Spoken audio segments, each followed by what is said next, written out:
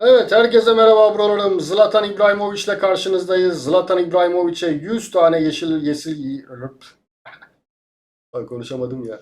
100 tane yeşil basacağız. 100 tane yeşil özel antrenman yapacağız. Aslında İbrahimovic zaten benim istediğim seviyede ama gene de bir antrenman modeli deneyeceğiz.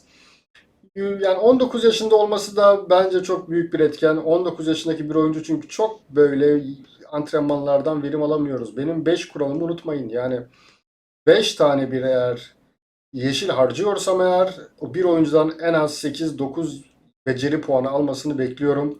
Tabii bu yaş ilerledikçe düşüyor. Ondan sonra gücü yüksekse düşüyor. Siz şimdi 60 gücündeki bir oyuncuya bir antrenman yaptırıyorsunuz. 8-9 alıyor. Vay diyorsunuz. Yani o gelsin bir 120'ye 130'a. Yani sizin o seviyelerinizdeki bir şeylere geldiğinde bakalım nasıl bir yetenekler alacaklar. Önemli olan bu. Yaş zaten çok büyük bir faktör. Yaş ilerledikçe beceri alımı da azalıyor. En güzeli 18 yaşındayken antrenman yaptırmaktır. Biz şimdi Zlatan İbrahimovic'i izleyeceğiz. Gene hızlandırılmış bir video olacak. Zlatan İbrahimovic'te benim dikkat ettiğim kısım, çünkü bu adam hedef adamda olduğu için kafa vuruşu benim için önemliydi. Kafa vuruşuna önem verdim. Daha sonrasında yaratıcılığa önem verdim. Şuta ve bitiriciliğe çok takılmadım. Çünkü bunu zaten oyuncu hem günlük antrenmanlardan hem de sürekli maç oynadığı için alacak. Benim için önemli olan alamayacak olduğu özellikler. Pas vermeye biraz özen gösterdim. Top sürmeye de biraz özen gösterdim. Güce çok değer vermedim çünkü sezonun son günü antrenman bir kartım var. Kondisyon ve güç veriyor. Bu ikisini veriyor. Bu yüzden de son gün bu antrenmanı yaptıracağım için çok şey ve yapmadım. 100 tane yeşil harcadım ve bakalım öncesi ve sonrasıyla ne kadar gelişmiş oyuncumuz.